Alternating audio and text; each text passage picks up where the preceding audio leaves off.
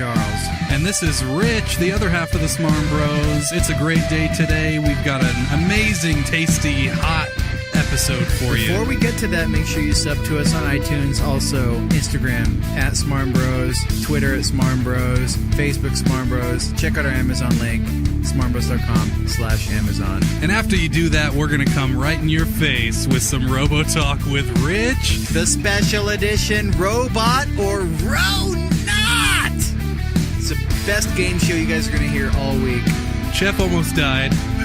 Because of reasons that exist, but we brought it back to life, so don't worry. Oh, spoiler alert right there. You know, we talk about sponsors and who would be a great sponsor, and in my opinion, chicken wings are amazing things, and we talk about Wingstop and how much better they would be if they air-fried everything.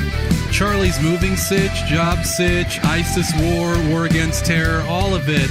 Oh man, there's so much. We have a whole hour's worth of Smarmviews where we talk about TV reviews, and we really get to the nitty-gritty of what you guys should be watching on TV. And movie reviews? And to binge or not to binge? That is the question. Enjoy the fuck out of this episode, you pieces of shit.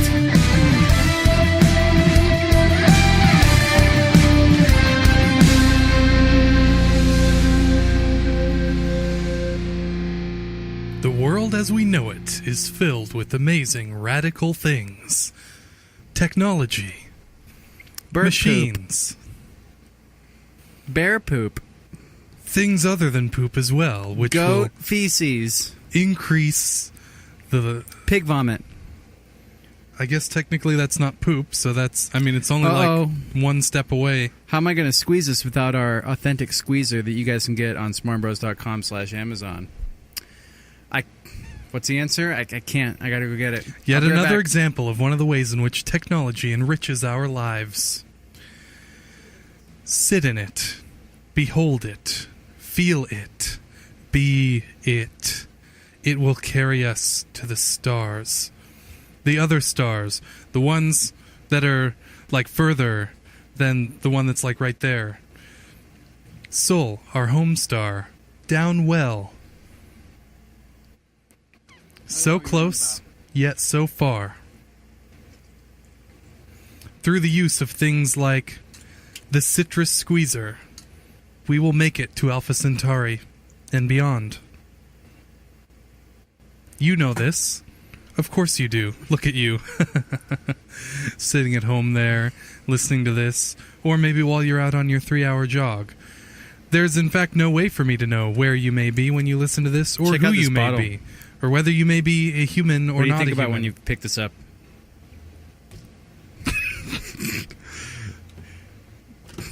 Check it out. It's like an ice cube, but it's liquid. How are you doing today? I'm fascinated by this. Yeah, I got that. It's like based on water. How you don't want to participate in what I'm talking about. I'm just creeped out by the voice you're using. If you could just do that in a normal voice, I might be okay with it. This is my normal voice. I'm not even going to dignify that with a response. How you are you never people doing? Do anyway. How you people doing? Hello. It's a new week, and it's well, it's always a new week. Every day is a new day. The fourth dimension travels Every forward. hour is a new hour. We continue to move along its axis through time, with no way to go backward, no way to speed up. What are you calling this? What you're doing right now? What are you calling this? This is the SmarmBros podcast. Hello and welcome. You already did that. You asked me what I'm called it. What I call it. This voice you're doing. This is what I call it. No, this voice that you're doing. Whatever do you mean? This character that you're doing. Whatever are you speaking of? Is this Robo-Rich? Tisn't. That I'm talking to right now? Tis not. I don't agree with that. Speaking of Robo-Rich, let's get into it. Let's kick it off. First thing, with some Robo-Talk with Rich. I mean, you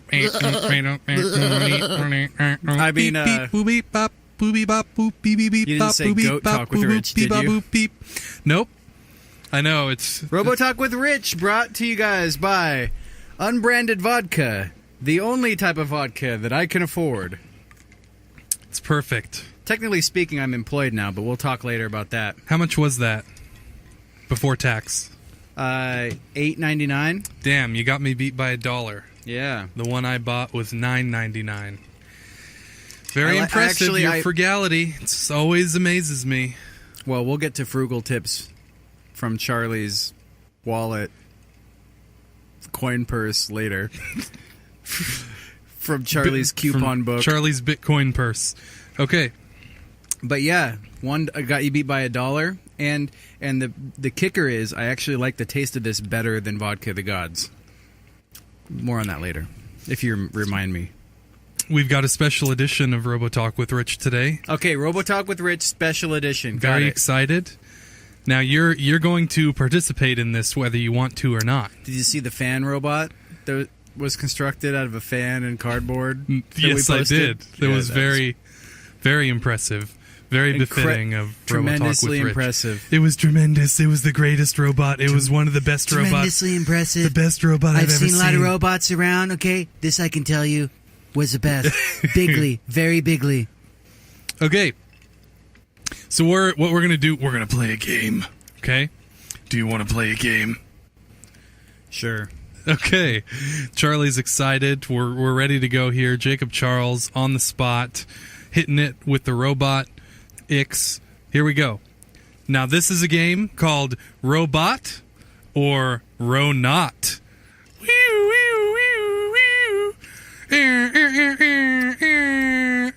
Okay.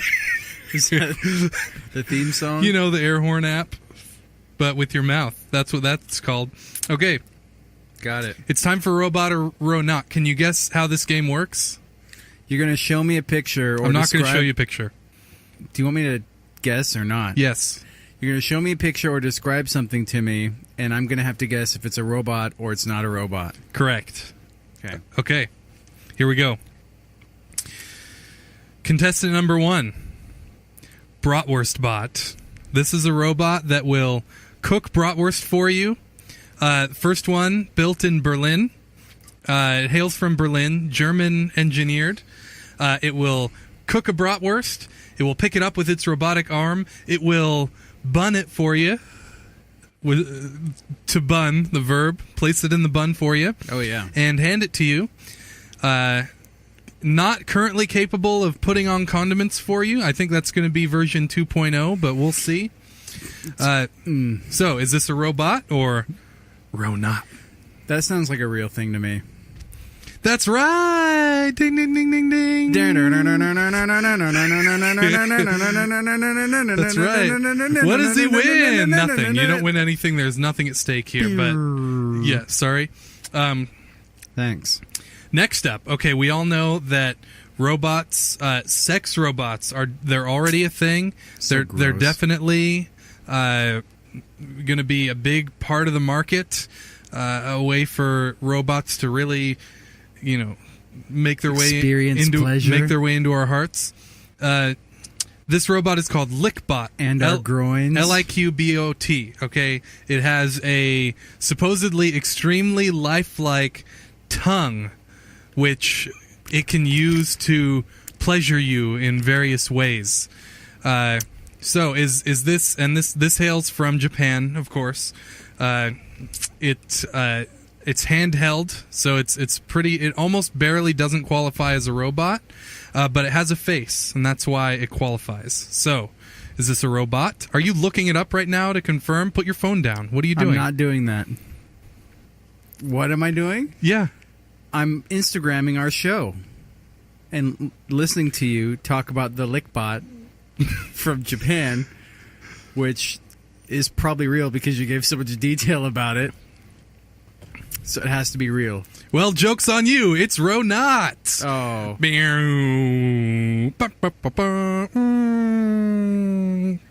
Well, I take it back. You didn't give enough detail. Incorrect. You can't take it back. It's too late. So far we have one right, one wrong. Let's see how well you can do. If you can, you just have to get more right than you get wrong, okay, to win. They're never going to have a realistic tongue. Sure they will. Never. Continue, though. Well, you believed that they already did, so shows what you know. Here we go. So this robot, its name is Sawyer, like Tom Sawyer, okay? And it is a robot which was developed it's actually developed at not MIT, but what's the one that's over there that's kind of like MIT, but it's not really MIT. It's like MIT Light. Which college is that? Harvard. Harvard, that's the one. Harvard robot. Is that MIT Light? I'm pretty sure that's the one. Yeah. Or is it Princeton? It's one of those fancy colleges over there on the East Coast. Our East Coast friends, all of our East Coast listeners, we love you. Harvey Mudd in California. So this Sawyer is a robot which is designed to be used in grocery stores. It will bag your groceries for you. So it'll put the eggs in, it'll put the bread in without crushing it. It can figure out what kind of grocery is which so that it can make sure to place like with like, just like a real human grocery bot. Or not human grocery bot, but, you know, they're basically robots, grocery beggars. I mean, if we're going to get down to brass tacks here. So, Sawyer, the grocery bagging robot, or Ronot? That's definitely real. That's right! You got it! Bing, bang, boom, because you looked it up? Nope, I posted to Instagram. Okay. So I can assure you. All right. You cheat at every game, so I just... Look it right there. Here, I can even press this button, and you'll see that I wasn't looking anything up. The last thing I've opened was your text messages. Okay. Do you believe me now? Are you done gramming, or what? I just had to gram about this one Smarmcast happening live right now. Okay, well, if the gram is over... You, the people. I'd We, appreciate the people. it if you could be present with me here for this game. I'm really excited about this. So far gone. I've had, like, at least 2 shots of vodka Then already. you should be all about this. That's what I'm saying. Thank you. Okay. All right. Uh-oh. No. Smarm Dad's calling. We don't have time for this. We're recording. Live on the air? What do you... Answer his phone call. Okay, we'll save that for later. Hopefully he didn't break a hip or something. I'm just concerned. He'll call back if it's an emergency. Don't worry. He wouldn't call you or me for an emergency anyway. He knows he can't count on us for that. So, all right. I hope we've established that. So, next up. Okay, what's the next robot, Rich? Thank you. Okay. I'm ready. Let's go. There's no need to bark. Okay, that's not a real sound that anyone makes when they're excited. Let's go, robot. Robot number 4. I'm on the fence of whether I prefer this or not. Let's go. I'm just excited. Okay. So this You said to be excited. Thank you. And I'm so excited. Thank you. Robot number 4. Shoot. So far you're 2 and 1. Where is robot number 4? I'm about to say it right now. Go ahead. If you give me a chance to say it, then I will. All right, okay? I don't have all day. All right. So this robot is this one also hails from Japan. It's a robot that will clip your toenails for you. It's called Totomi, and it's shaped like a fat, like smiling cat. And it's like its mouth, like it comes up and like its mouth will clip your toenails, and then it like chews on them, like nom nom nom nom nom. Totomi, the toenail clipping robot from Japan. Robot or Ronot? Definitely not. Just definitely. That's right. You got it. Now tell me why. Help me walk the listeners through your thought process here, like they do on Who Wants to Be a Millionaire. Did you make that up? Yes. All of the ones that are not, I made up. Oh, okay. Totomi is not that's not the Japanese word for toe. It sounds nothing like that. Yeah, I know. Yeah. So. What is I had no idea you were versed in Japanese. What's the Japanese word for toe? I'm incredibly fluent in Japanese. Let's hear it. Tremendously fluent, and I'll have to get my conglomerate on that for you. Okay, so you don't know what the right answer is. You just know that it wasn't Totomi. Like that sounds like that's Konami. a weird thing to know. Okay. Well, that combined with another... I don't trust Japan anymore. Okay. Now that we've established that Japan... Well, you might get burned here if that's your strategy. Oh, okay? really? Yeah. I don't think so. I think I got it down. All I can say is do not Google weird robots because it will creep you out, okay? Most of them are from Japan. Next up, we have Ashley, the ASMR bot. Okay, this is a robot. It has soft feminine features. It has kind eyes, and it'll whisper sweet nothings to you. ASMR. You familiar with ASMR? ASM artists on YouTube? This might go over your head if you're not familiar with them. Those are the whispering video people. Yeah. Well, it's not just whispering. It's also like, combing their hair and like turning pages in a book and all sorts of weird stuff like that. Yeah, weird stuff. Whispers. Ashley, the ASMR bot. Robot or Ronot? Where's this hail from? This one is from America, of course. All of the ASM artists are from America, so yeah. That's not a robot. I don't think not a robot. ASMR is a thing elsewhere. It's not a robot. You're correct. Okay. Yeah. So what are we at now? We're at 2 and... I've only got one wrong. Okay. One wrong? All right. How many have you got right? The rest of them. You're killing me, okay? You got to be with this, okay? I think 4. Was that robot number 5? Let's see. She had Totami, the stupid-ass named robot from Japan. You got the Japan one that I didn't get. That had the tongue. God. That was the 7th robot. Okay. So, we're on to number 8. Numero 8. Okay. Ocho. Numero 8. This next one is a Buddhist monk robot. Its name is Xian-er. I don't know how to pronounce it. It's Xian ''er.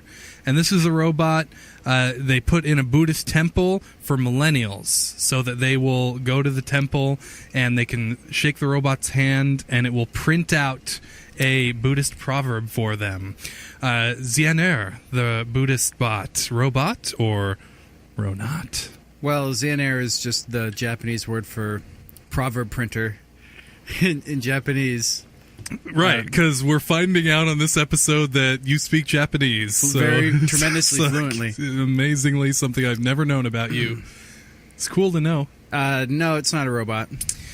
Incorrect. This is a real robot to spread Buddhist wisdom to the digital generation.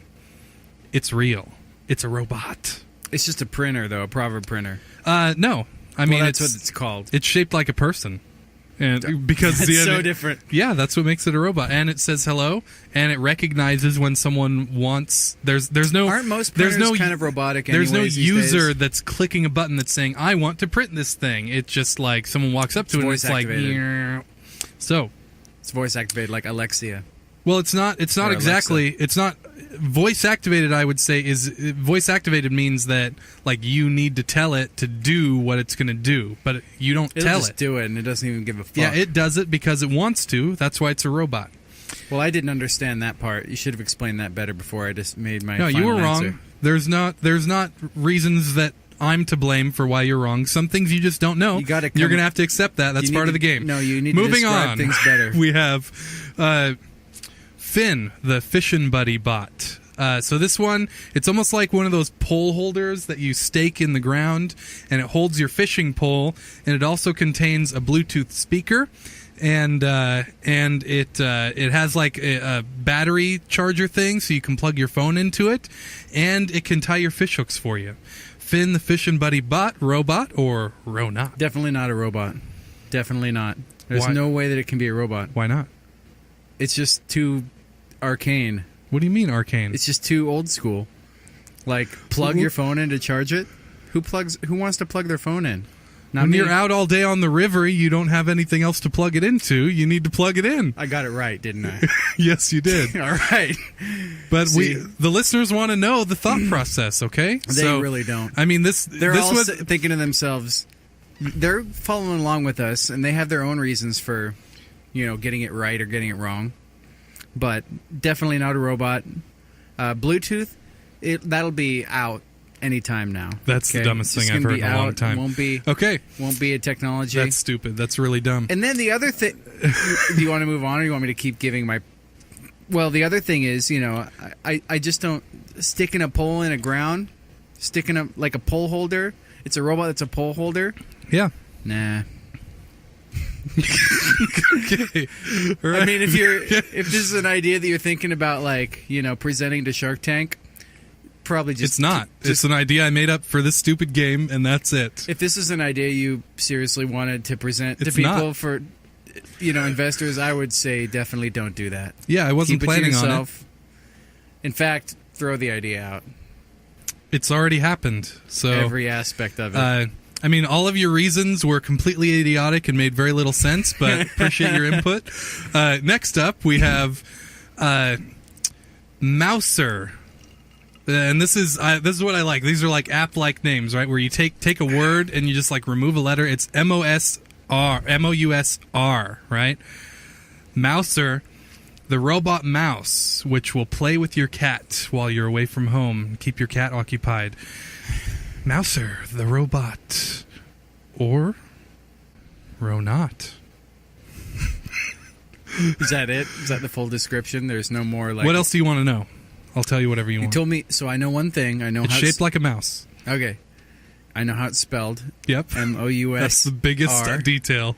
And is it from like a Silicon Valley tech company or... No. Japan? Not from Japan. Okay.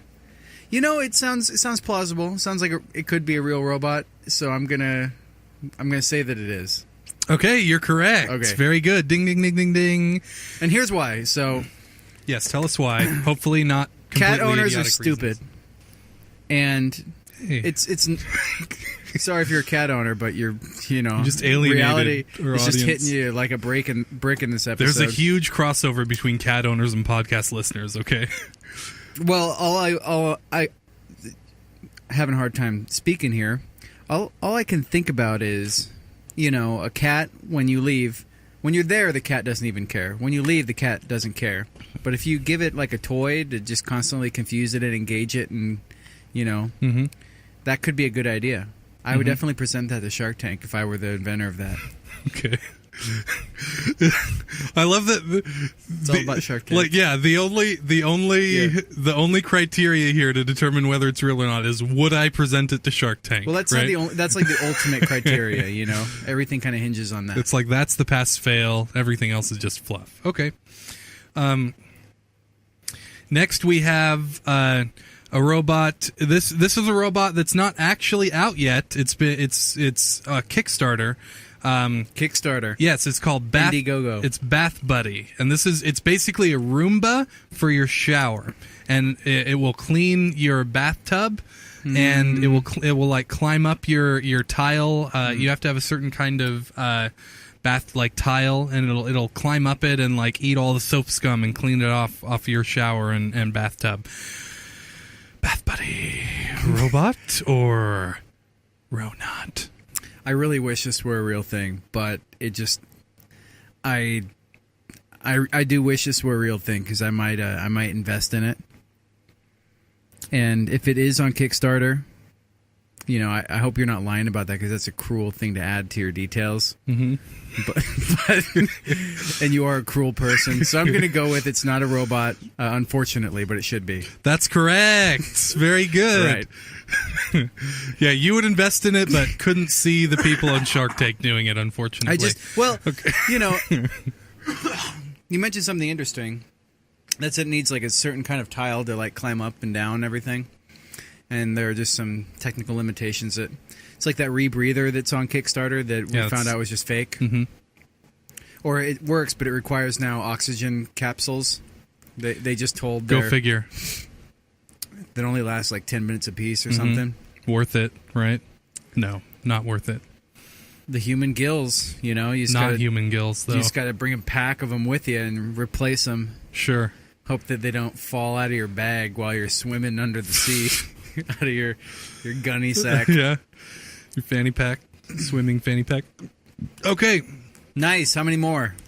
5. 5 more? No, just one more. Oh, okay, we're on the last one? Yeah. Don't All worry, right. it's almost over, okay? Well, if I get this one wrong, I lose. Okay. We'll go with that. That sounds good. Next robot In my we book, I have lose. is called... If I get one wrong. It's called Jenkin. And this robot is a robot which plays rock, paper, scissors. And it uses a special camera to analyze the. It plays rock paper scissors against humans, and it uses a special camera to analyze the hand of who it's playing against and predict what they're going to do a little bit faster than. So it has a 100% win rate against all humans. Jenkin, rock paper scissors bot. It has little robo fingers that to do the rock paper scissors. Robot or Ronot? I wish it were a robot, and it's possible. Everything sounded right up until you said that it always wins, and so I'm gonna say it's plausible that it is a robot, but ultimately I don't think that it is. Am I right? You know, it's funny that you would say that it's plausible because it's completely real and it's completely true that it has a 100% win rate. I don't believe the 100% win rate. Well, I think you can beat the bot. I don't know what to tell you. We're going to need to have a rock. Buy one. Yeah. We're going to need to buy a Jenkin. The name kind of made me think, well, that's probably not a rich name. It's probably a weirdo name. Well, it's weirdo-er than rich name. There we go. Well, okay, I got so three wrong, and the rest of them I got right. It's not too bad. Jenkin Robot's high-speed vision system analyzes the position and shape of the human hand, and because it can act, it can make its decision and act in 1 millisecond. It recognizes whether rock, paper, scissors is being played and successfully counters it. It cannot lose. So in the last millisecond, it just changes its shape based on what it sees you going for. Right. So what if I go like... Then that's cheating because on that last hit, I mean the rules for professional. I don't know if you've ever watched rock paper scissors robot tournaments. breaks the rules. No, it doesn't. It has to though. No, because it only moves from the neutral no position to the position. It doesn't do what you just did, which is play rock and then quickly put your fingers out to change it to scissors. It starts with nothing, and I don't think I think they don't have. There has to be a way to beat it. There has to be a way to beat the system. Well. Otherwise, the robot overlords are going to take over. And it all starts with rock, paper, scissors. This is an interesting thing to end on because this is a quest as old as time. From the time when that one dude challenged the pneumatic thing that hit the railroad spikes into the railroad and said he could do it faster with his hammer, and he lost, okay? It's not going to happen. The robot can do it better. We can't beat it in chess. We can't beat it in rock, paper, scissors. Cheating. I don't know what to tell you. Cheating robot. Cheating Jenkin. That's my brand. Cheating Jenkin. Thank you. This has been Robo-Talk with Rich. I appreciate you all listening. Tune out if you want. I mean, stay if you want. But, this has been the best part of the show today, this week. It's going to be the best podcast you listen to all week, just that little segment. Thank you very much. Robo-Talk with Rich. Robot or Ro-Not. Stay tuned for more. Yay, you brought something to the table. I just don't I don't know about this ever whole want to play preparing it thing. I just don't know. We preparing material. It's kind of awkward, don't you think? We'll post links to all the robots that were real for the listeners. And if we have any aspiring artists in 3D graphic design, we've tried to get Cheff to learn how to use Photoshop and other programs, and by starving him and putting him in the same room as the program and telling him he can eat and drink when he learns them. And unfortunately, he died recently. But we brought him back Cheff to life. Died. We brought him back to God. Life. He was clinically dead what for happened? about. I just explained it. So you just said he died. No. We starved him. We put him in a room and we didn't feed him or let him drink water. Sorry, I wasn't listening for a second. For a very, very, very long time, and all he had to do was learn how to use all those programs. You were going to You were going to only feed him potatoes, weren't you? But then he wouldn't. I feed him whatever he wants. As long as it's on the menu. So just potatoes and sriracha. Which is glorious, by the way. Yeah, we know. We all heard last week. I've added another couple of... Well, I haven't really been doing the potato hack this week. It's been potatoes and eggs every day. And I also discovered the power of Frank's Red Hot, which is delicious. I hate Frank's Red Hot. You got to try the buffalo version. I don't like buffalo. buffalo. I don't like New York? buffalo flavor, like buffalo sauce, buffalo wings. I don't like it. It's not good to me. I don't know. Really, I'm sorry. good. Sorry. It's a really shallow spicy is my problem. It's not. It just kind of tastes like hot. It doesn't have a taste. It's just, I think it's too vinegary is my issue. It's just like hot vinegar. Spicy vinegar is what it tastes like to me. Yeah, not a fan. Frank's Red Hot, we love you. Would never accept you as a sponsor because I couldn't do that product that I don't use myself. We'll accept anybody as a sponsor right now. So don't listen to him. They don't anyway. I mean, I think you might change your mind when you receive a free gallon of Frank's every week. Free gallon.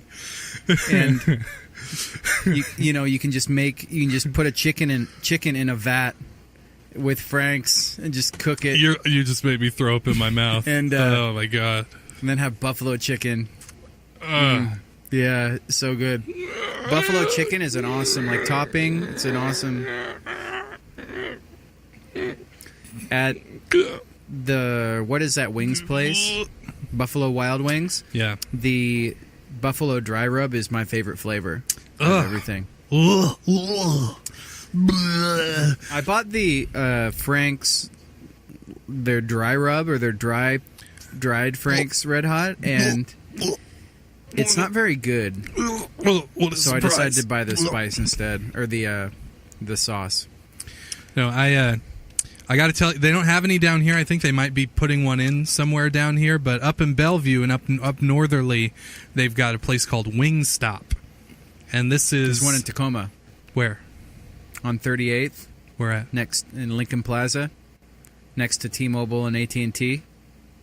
And the sporting goods place right there, and the Starbucks. It's in the little plaza. Oh, really? There's a Costco and then there's a plaza. Okay, good. So for all you Tacomaans, you South Seattleites, head to Wingstop. Screw Buffalo Wild Wings. Wingstop is where it's at. 38th and Tacoma Mall Boulevard. Much more affordable, much better, and they've got all the flavors. Mango habanero is my favorite. I endorse the mango habanero. That's what I would go with. And the cool thing about Wingstop is you can request... If you get bone wings, you can request all legs pieces, which is what's not to like about that? Who wants those other annoying pieces, the wings? Those are shit. The little drumsticks, that's what I want. The best part of the animal is the legs. Let me tell you, very bigly. That's right. Thank you, Trump Dr. knows. Trump. Trump knows. Especially chicken legs. Chicken wings, chicken legs. I like both. I'm open to whatever. It's all the same to me. I just wish boneless... I like both equally. I kind of wish boneless just wasn't so freakish. Fried food is just... I think it's just Mm-hmm. I can't do it, you know? Mm-hmm. Mm-hmm. Even fried potatoes, they're okay. Mm-hmm. But under my terms. So You want this your thing, potatoes soggy. Have you heard of the air fryer? Have you heard of this? Air fryer. Is this like a nuclear weapon? Kind or of. Yeah. Kind of. So Wingstop would be a great Is it just sponsor. like a torch? And I would go to propane torch? Wingstop if they had an air fryer. And what an air fryer is... It'll fry the food, but without any of the tastiness or deliciousness, right? Kind of. Yeah. Now, That's what it's a contraption that you put. The number one thing that they demo is making French fries with no oil. So you chop up the French fries into. Yeah, you're making kind of a gross man face right now. But the oil's the best part. We talked about this. The oil is the part that makes you delicious. Well, I'm not saying it doesn't make it delicious, but it makes you feel sick after you eat. Doesn't make me. You know feel how you sick. eat and then you feel sick and you want to kill yourself. That doesn't happen to me. Oh, you told me this off the air earlier that you eat until you want to die. That was a joke. Anyways. So, if they had an air fryer, the way it works is you chop up the whatever you want to fry and you throw it in there, You don't need to add any oil to it. Mm. And after 30 minutes, you have food that is magically fried. Magically. With no oil. So you don't get any of the added fat, the added grease, the added grossness. Listen, They cost like $100, but apparently they do a really good job. Especially if you're going to, for those of you that saw episode 20, you're going to be doing a potato hack. This would be an awesome thing to get for that potato hack if you want to do it the correct way, which is using no oil. Now, I'm not doing it the correct way. I've been using oil every time I've cooked them, and I'm experiencing kind of lackluster results, so I'm going to modify that. But the other thing was, over the last couple weeks, I've been really stressed out, and it's just had a lot of work to do. And, you know, I keep hoping that things are going to slow down, and they're probably never going to slow down, but they're going to slow down for a small period of time. So, because stress, like, it makes it hard to, like, do a really fantastic job and, like, stick to your goals and all that kind of stuff. I play a lot of D&D, but I don't know if I believe that you can just magically cook food. Okay? There's demo videos on YouTube on air fryers. You guys can look them up. I'm just saying that because I don't know the specifics on it. I've watched the videos, though, and it all makes sense to me, and I approve of it. It's like induction cooking, but it uses air. Or just, so one of the things with frying food is it sticks to the apparatus that you're frying it to if you don't use any oil, right? So I think what the air fryer does is it constantly moves the food, so it never has a chance to stick. And there's like a ratio between temperature and movement speed that prevents food from like sticking to the surface. So that's the basic premise of it. And then it cooks it at a certain temperature, so it gives it the same crispiness that you would get from using like a deep fryer. But what happens with the sticky breading? Oh, I don't know about breaded foods or anything like that. I just know that the main demo I've seen is like potatoes, and you dry out the potatoes, you put them in there, and you have fries at the end of it. Mm. So we know it can make fries. Well, I'm thinking about, I'd really like to get one. Yeah, that's exactly what you need. Another kitchen gadget. Yeah. Well, if you use the kitchen gadget, it's okay. I returned my slicer. I'm really proud about that. My food slicer. I returned it. Got my $110 back, credited my account. It's nice. How long did you have it? I've sold or returned 4 items so far. I don't know. I mean, Costco, it's like you can... I think I bought it like 2 years ago. It's so funny. I told the guy the truth. I was like, I've used this 2 or 3 times, and it was really useful, but it's sat in the box now for months, and I haven't even thought about it. So he's like, yeah, cool. So they take care of their customers. Costco really takes care of their customers, because I'm sure there are other things that I have that I would totally do that with right now. You know what I mean? You should. Like my deep fryer. Yeah, Here you I am should do talking that. about getting an air fryer. You have a deep fryer, yeah. We might want to keep the deep fryer around for when we move together, because I might want to use it. It's a really nice deep fryer. Yeah. Well, I mean, I've used almost all of my kitchen utensils in the last couple of months, you know? Spiralizer? Spiralizer, yep. I haven't used a deep fryer in a really long time. Mandolin? I don't have a mandolin. But that's what a food slicer is anyways. Soda stream? Not the Soda Stream. I mean, I should try to... I don't know if I can return that, because I've used some of the... It came with when I bought it. I might just sell the Soda Stream. I don't really want it.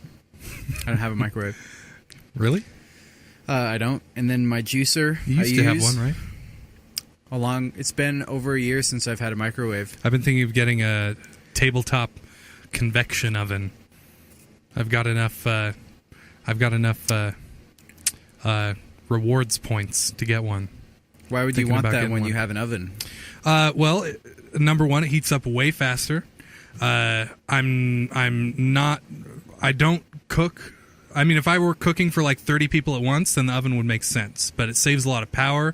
My oven is not a convection oven, is another thing. Convection ovens heat food much more evenly. They don't have any hot spots, and they heat things up faster. And you can get ones that go on the tabletop that are pretty good size as well. And it's less to clean. It's easier to manage. It's smaller. It fits my minimal lifestyle a little better. Plus, then I can like store books and shit in the oven. Dual purpose. Yeah. I like where you're coming from there. No, I've gotten rid of. I sold my fitness band.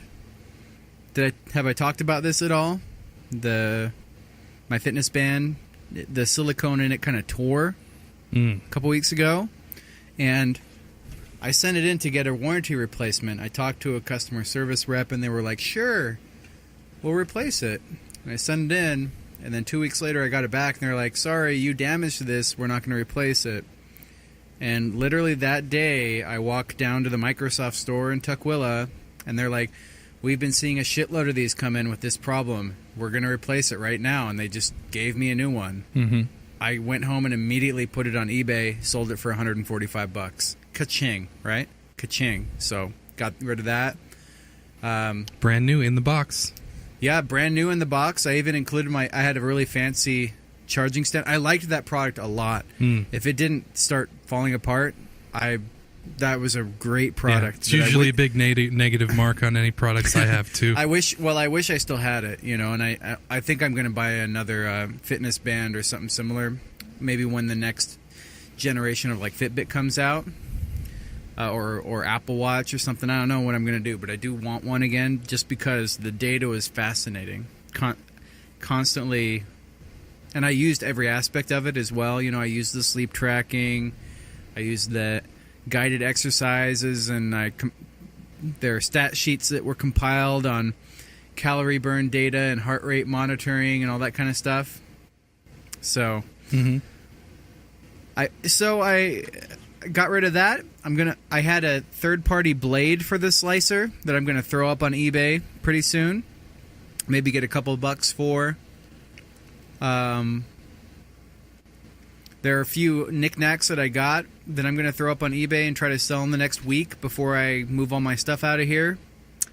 And that'll kind of lighten the load on things that I don't really use. Very good. Except that deep fryer, I don't know what I'm going to do about that. You can give it to me. Speaking of moving all your stuff out of here. $10? No.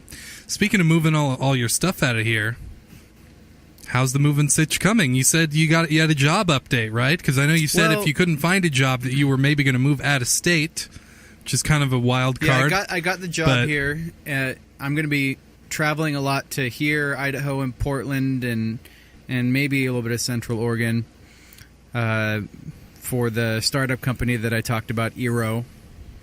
And that is all a very positive thing. And I just got that offer yesterday, and it's all great.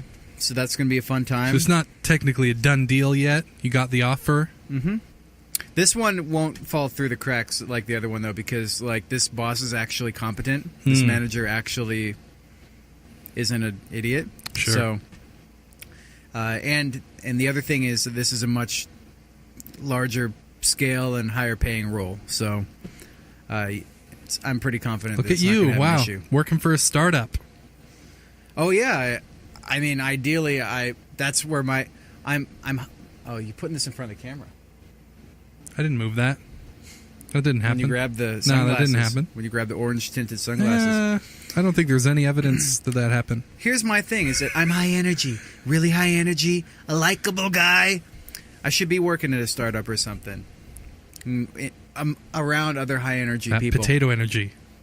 And it's so it'll be interesting to kind of see how the next 6 months goes. It's a 6-month contract, so at the end of the 6 months, if Eero decides that they don't want to expand or grow our side of the sort of sales engineering aspect of the business, they can choose to drop it, which is perfect for me because that's 6 months where I can try to grow my like lesson business and my musician business and get it a little bit more sustainable. Great. And so that's kind of my job situation, but it's not like the moving part of it, though. I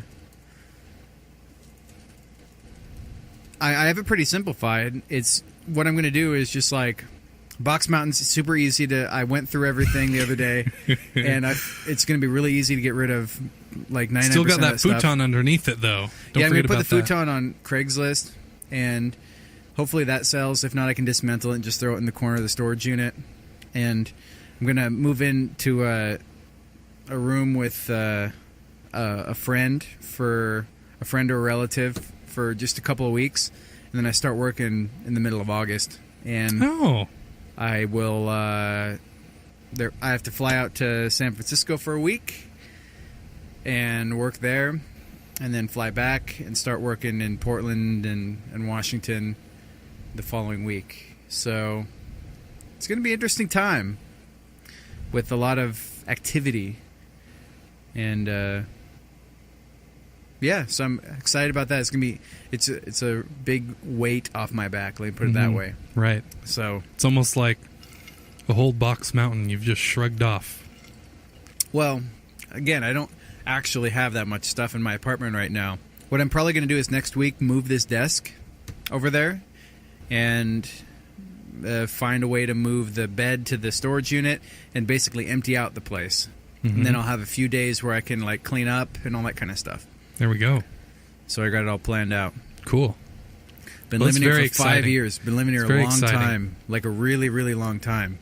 And really, I think 5 years is a long time living in the same place.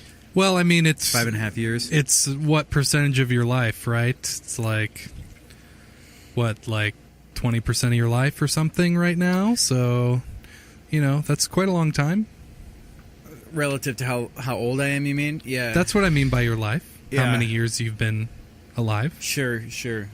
Well, I'll miss this place, but I won't really miss the location. And I won't really 5 miss... is bullshit. Well, it's gotten worse over time. And it's always been bad. It was really nice when I moved in. The first year, 2 years were horrid. Yeah, because you lived here. But the last couple of years, it's been like so weird. Like it's so loud out there. Everybody with kids have moved into my apartment complex. Ugh. Yeah, like dude, I would come home, or I would leave for work in the morning, and there would be like fresh little child prints on the dust areas on my car because I wash my car once every 3 or 4 months. Really? Well, once I'm gonna have to call you on months. that one. Okay. Yeah. Another funny. So, getting back to Robo-Talk with Rich, the car. So when I moved in, there's a car wash station across the freeway. Have you seen it? Have you driven past it? It's a really nice looking car wash place. No, I don't go over there. You've probably driven past it if you've ever. Nope. So, it's a really nice car wash over there, and I'm like, one day, man, I want to go get my car wash. So I drive over there, and I drive up to there's a little manned kind of. Have you ever seen Better Call Saul, like the parking station, like a little manned station where somebody you can pay for your car wash? Seen every episode of that show. And he's like, and we'll talk about that in a moment. And he's like, well, all right. Would you like to get one car wash, or would you like to buy a 5-pack and we'll include one for free? And I'm like, well, you got me there. 5-pack and one for free, right? Gonna save some money. And every car wash, you get a free car kit for cleaning off. It has a wipe to clean off all of your interior and a wipe for the glass. I love wipes for everything. And you also can get a free coffee from so the 5-pack was good because it included all this free stuff, and it was a free car wash. They gotcha. And I bought that, and I've used 3 of the 5 car washes. Well, I've used 4 technically. 3 of the 6, right? Well, exactly. Well, 4 of the 6. 4 of the 6. Because I got the one, and then the 5-pack was like a card. And it's on this card. It's like a punch card. And I have 2 left. And I'm going to wash my car probably this week. And they just replaced the manned stations with vending machine style stations. So I don't know what I'm going to do with my last 2 car washes. There's no one there to punch it? Well, that's the thing. I'm going to have to go into the store and probably ask for somebody hey, can I get some assistance out here to come in? They've replaced it with a robotic vending machine, basically. Great. The best car washes I've had are by automatic car washes. Well, it is an automatic car wash, but I'm saying the check-in process. There's nobody there to punch my card. Oh, darn. So, and last time I got my car wash, they're like, yeah, we got rid of these a long time ago. And I'm like, what do you mean a long time ago? And she's like last month. I'm like, that's not that long ago. Calm down, bitch. Jesus, make me feel all like I don't wash my car very much, which I don't. But it rains so much here. Last week it rained, and I was driving around in the rain. Mm-hmm. In a dirty car. It's going to be dirt anyways. Yeah, but less. Not really. Less, yeah. Nah. No. And when it rains, it just like if you don't wash your car for 6 months and then you wash it and then you drive it in the rain for one day, after that one day, significantly less dirty than the awesome 6 months of buildup. Okay? Free vacuum cleaning too. Wow. So you get you use a vacuuming station after you get your car washed. See, I work for a car dealership with an automatic car wash and free vacuums all over the place. So my car is spotless. It's shitty, you know but what spotless. I should do? I need to get my car. So I just did 175,000 miles. Mm-hmm. And I don't think I've had the car get a tune-up or a checkup since like mile 110,000. So I should probably let you borrow it. Like change the oil or anything? No. Regular maintenance, changing the oil constantly, every day. No, I actually just got an oil change last week. They don't do an inspection when they change the oil? Well, there's like the oil change, and then there's like the 20,000 mile inspection or something. When we had our professional guy on here, our buddy, when he was on our show, our number one fan, he told Tyler. us, Yeah, I was just watching him. Tyler I was just Campbell. watching him own at the new Call of Duty on Twitch today. Yeah, right before I came over here. Actually, so when we had him on, he said you have the oil changes, but then you also have the like 25,000 mile checkup or 30,000 mile checkup. Is something like that. Jeremy knows. I'll talk to Jeremy, but I got to have you take my car in, and you can run it through that car wash, and then I can save my 2 other car washes as like a frugal tip for myself. But I got the oil changed, and again, my mileage keeps going up. It's awesome. So I get my oil changed at, out of all places, Walmart. And I was really skeptical about it. It's $50 basically to get your oil changed, full synthetic. It's like as much as we charge. Yeah. But I was having Jeremy change my oil, and the mileage wasn't nearly as good as what I'm getting now. So I really trust the guys. It probably has to be this Walmart, too. Like, you got to have some potatoes at some of those Walmarts. You know what I mean? Some people working there, and they're like, I don't know what I'm doing. But this guy comes out, he's very knowledgeable. I'm surprised you would use the term potato to describe someone bad, based on your recent... Stupid people? I always call stupid people potatoes. I've never heard you do it before. Well, I don't like to call people stupid very often, but really? A lot of like Walmart employees kind of fit. But it's not the employee's fault. Like, Walmart's a pretty awesome company for being like, you know what? We're going to be the only company that employs retarded people, literally, like disabled, like mentally retarded. You're not supposed to say that anymore. And they're mentally elderly ill. people. Okay, it's not retarded. Ill, not ill. That's like the Orlando shooter Listen, guy. They're mongoloids. Okay, they're not retarded. Retarded is politically incorrect. Okay. Get your oil changed. Well, try it. Just so the strategy is, by the way, the strategy is their oil change place usually opens at like 7 or 8. You got to call and figure it out because they don't put the hours on the website for the oil place. You got to call and figure it out. And you want to get there right when they open. So if this is Sunday that I got my oil changed. And I had to get there 8 a.m. is when they opened the lube place on Sunday. So what time was I there? 7:55. I was early. Wow. I'm a responsible adult. The only when I need to be, I adult really, really well. When I had my van, let me tell you, I tried to buy some tires at Walmart, and I was walking around Walmart for a really long time while they were putting my new tires on, and then they called me over, and it was like, yeah, so the tires that we have that we actually put on, they're not actually weighted for, or, rated for the weight of your van. So we just need you to sign this to say that you understand that we told you that, and that they're not actually safe. And I was like, no, take them off. Like, I don't. Yeah, why did you sell them to me when they're not the right ones for my van? No. Exactly. Yeah. So. Yeah. That's the only thing I've ever had auto care at. Yeah, Walmart. I don't recommend the tire changes. I got them changed there too, and they didn't do a very good job. But I highly recommend Costco for your tire changes. it's a bit expensive, but there's a lot of extra service that they include. It's Well, I worth can get it. tires for super cheap, so... And I can just Well, have... I'm not talking I can about you, just I'm have a talking about the guy. listeners, No, so- the listeners... Okay, step one, get a job at a car dealership, and then use your Easier. contacts there, save you a lot of money, and you'll make money in the process. It's not that expensive to get your oil changed or your tires changed. Not Or that do it expensive. yourself, if you're a real man. The nice thing about Costco is the cost of the tires is really low for the quality you get. And I think it's important that you have to wait until the tires that you want are on sale for that month period or whatever. Their coupons run like 3 weeks or something like that. So you wait for the coupon for the Michelin tires, or if you're a Bridgestone tire person, you wait for that. And then you go to Costco and they give you the free nitrous filling. What do you know about the nitrogen Yes, filling I do. or whatever? Of course I do. I So- work at a car dealership, by the way.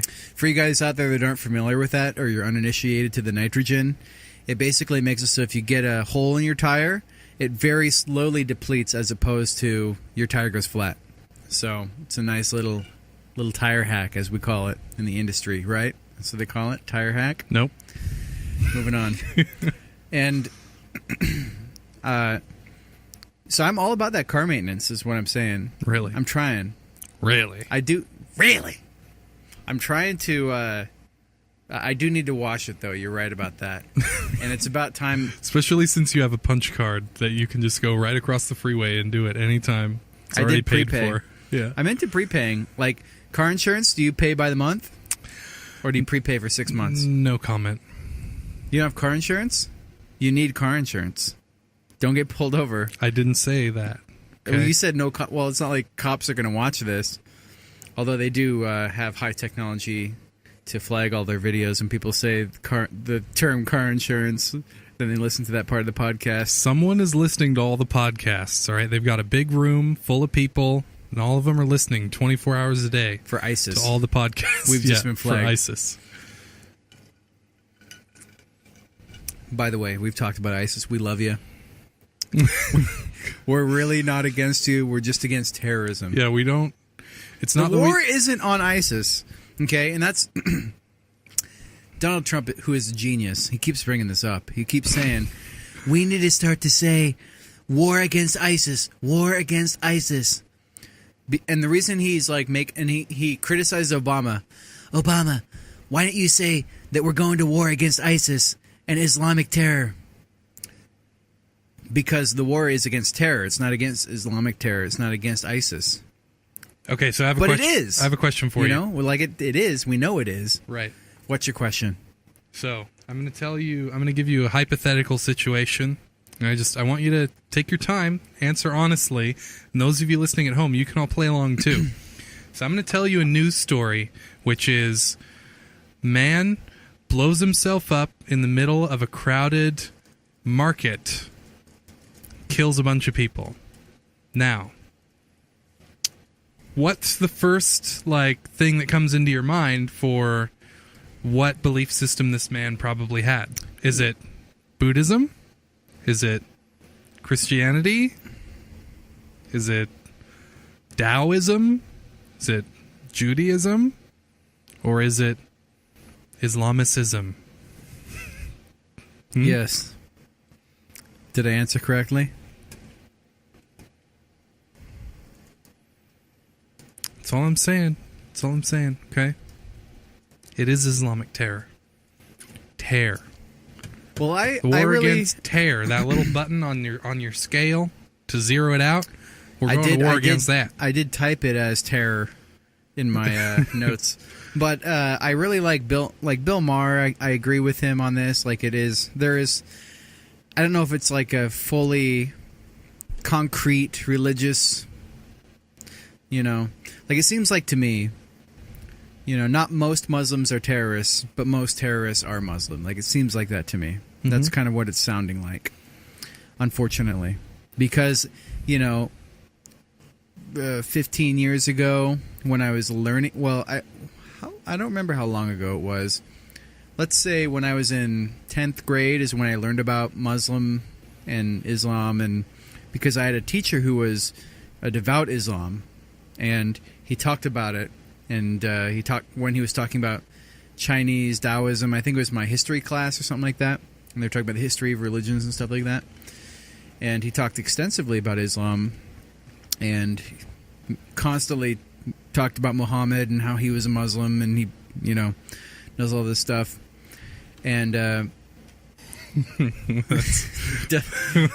you know what I mean? Like, praise 5 times a day towards Mecca and stuff like that. Love Muhammad, and he was a Muslim, and he like does all this stuff is like the perfect recap of history. Well, my point is, like, it's very clearly changed so much since then. Really. Like, he's like that. He seemed like a very peaceful individual to me. Like one of the most peaceful. He's dead now, so I can say this. One of the most peaceful individuals blew himself I've up, ever right? seen.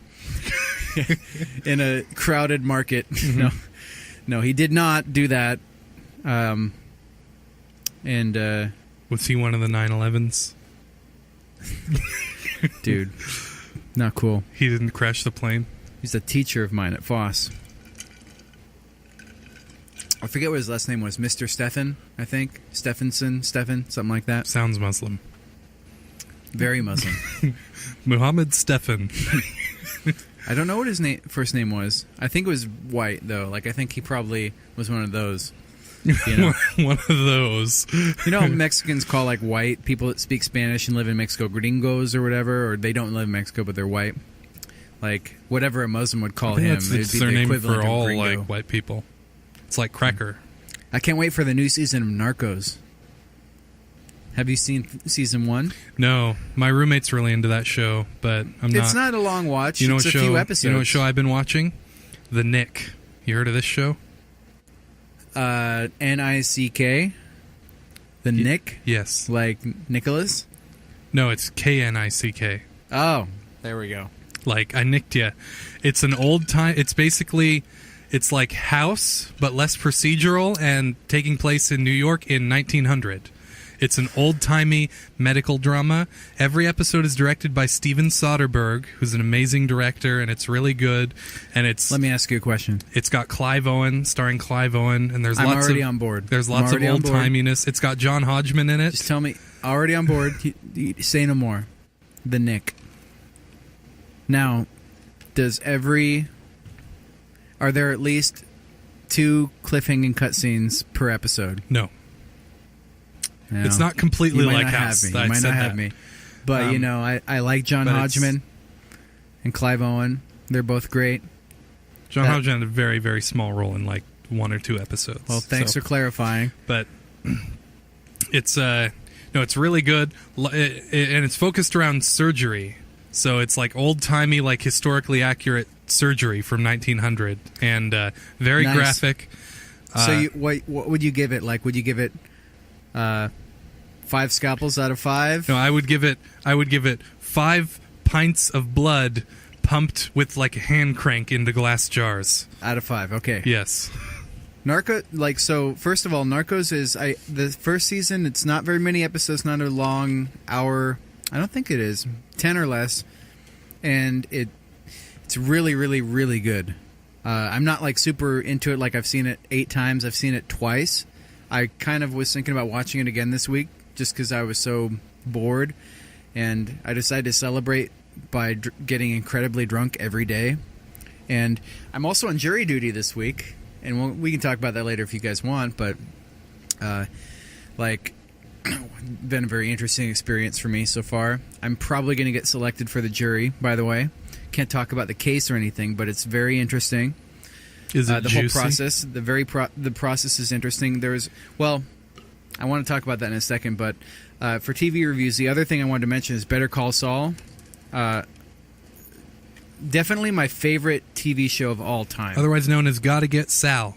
Better Call Saul. So season 2, I'm watching it. This is the first TV show I've watched like 3 times. Like, I'm watching the season 2 a 3rd time because I missed, and I'm already finding stuff that I missed the first time and the second time, and it's so hilarious. I rewatched season 1 a couple days ago. I did it in like 2 days. I binged the fuck out of this thing, like super easy. You're a binger. It's 10 episodes. You're not It's ashamed. easy. And season 1 is good. Like, the first couple episodes are kind of bad, but then it's good after like episode 5. And then season 2 is like perfect. Like, every single episode's perfect. It's like if you guys haven't seen Breaking Bad, it's kind of like the last seasons of Breaking Bad, where it's just so perfect in every single way. And season 3 of Better Call Saul is going to undoubtedly be just amazing if they do anything similar to what they did in season 2. And it was the ultimate cliffhanger of a season, like the ultimate of all time. Like, we know how it turns out because it takes place before the happenings of Breaking Bad. It's just going to see how they interestingly and very bigly but migrate everything to that. Parts of it take place after. So in a sense, we don't know how some of it will turn out. Like what takes place after? The black and white parts that show after he's working at the Cinnabon. That's after Oh, I thought that Breaking was Bad. before. No, I thought that was before he... I didn't know that. I haven't read about this at all. You remember, because in Breaking Bad, he has to go and get a new identity. I had no idea. Well, That makes sense now. he specifically there's a line in Breaking Bad when Walter White is in Saul's office and he says, like, you're going to be working at a Cinnabon when he talks about. So it's like it's exactly that makes it even more funny. I had no idea. Yeah, that makes the show even better now that you said that, though. You're welcome. See, another thing you missed. I thought that was taking place like before he got hired in the mailroom. No, because spoiler alerts for season 2 of Better Call Saul, but there's the scene where he locks himself. It's the very first scene in the season, so it's not like they'll miss it. Right, he locks himself in the in the garbage Back area, room. right? Yeah. And he doesn't want to call the police, right? He pulls out, he has a cell phone with him, but like he could call someone to let him, or no, he doesn't want to go out the emergency exit because it would trip an alarm, right? And that would bring attention to him, which he doesn't want because he's I'm so glad I'm discussing living a this new with life, you because different identity. I thought that was just a funny scene, but why no, wouldn't it's why contextual. wouldn't you just open the emergency exit, right? Well, that means that they can take this show any direction they want. This can go on for 10 seasons, you know what I mean? Like, if they want to eventually turn it into the post-Breaking Bad that just focuses on Saul Goodman, they could do that. Or Annie Cinnabon or whatever his name is now. So I give Better Call Saul, I don't know, 5 space blankets out of 5. Mm-hmm. Five space blankets. That's what I said. Space blankets out of 5. You'll get it if you watch the show, you guys. You'll 5 space blanket lined suits out of 5. One of the things I noticed in season 1 that I didn't notice the first time I watched it, that is incredibly obvious, but it's like I was rewatching it, is when his brother... This is all spoilers. Just deal with it. I already when said his spoilers. brother, he gets tasered, and then he has to go to the hospital, and he's in like a catatonic state. Mm-hmm. And then he comes out of it, and he's like, "Oh, thank God, all of the electricity around me is off." And the doctor comes in, and she like turns on the electricity in the bed while he's talking, and nothing changes. And she like gives Saul like a dirty look or whatever. Mm-hmm. Like, see, he's just totally fake, and it's all in his brain. I didn't notice that the first time I was watching it. Really? I knew it, but it's like... Must be a lot of things you miss. Well, I rewatched it. That's why you rewatch things. You always notice things you didn't the first time. And sometimes it's mundane, and sometimes it's... My a favorite big deal. character is the nerdy white guy that works with Tim and Eric all the time. And he Hey, they took my baseball cards. Yeah. That guy? Yeah. What about my baseball cards? Look, I don't really care about the money This or the is drugs, my new but ride. they took my baseball cards. Yeah. It is funny. Well, like, just, again, like, this is the best TV show I've ever seen in my life. Like, it's way better than Game of Thrones. Game of Thrones, which is great or whatever if you're a big nerd and you're female and you're going to write in. No Shut White up. Walkers. But it's just so much, like, it's... Game of Thrones is great because of how complex it is. And this is great because of how simple it is. It's like 5 characters, 6 characters, and the acting is perfect, and the directing is perfect, and all the other stuff. That, well, it's all the same people that did Breaking Bad, so I mean they've had a long time to hone their And more. style and like really do it up. The cinematography is what I like the most about it. I mean the acting is great and everything, but it's like the cinematography is really good. Yeah. No, I agree. Well, like, again, this is definitely the best. Even the lighting. So when you're setting up like a shot and you're setting up like lighting, like I have this lighting setup or whatever in my studio, and I started off by reading about a 3-point lighting setup, and I bought a 3-point lighting setup, and it just didn't work for this room at all. So now I basically can make a way more awesome looking thing with one light that's a natural light. And all the scenes that are naturally lit in Jimmy's brother's house and stuff look like freakishly amazing. Yeah. And the lighting is great. The cinematography is something you notice. Like, it's really nice when you kind of like notice a shot is like really slowly pulling in, like, but it's so slow that you're like, is it pulling in? Is that really what's happening? And, you know, again, like, this is a show where it's not like action packed or anything. It's a drama, kind of based around story and character development. And there's just, you got Saul Goodman, you know, Jimmy McGill.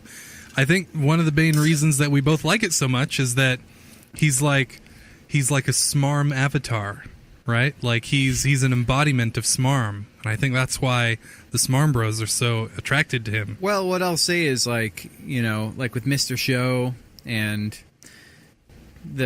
he's been on a lot of stuff that we like, you know what I mean? As an actor, Bob Odenkirk is definitely like it sort of seems like he rose to that point, like he rose to fame almost, but now he's definitely my favorite part. Like, he's so good because it's like he's funny, but he's portraying a character really, really well, you know, like, and where he comes from is like this comedy background, but he's so good at the acting, like the drama acting thing. But he can kind of like throw in little comedic things really well, really perfectly.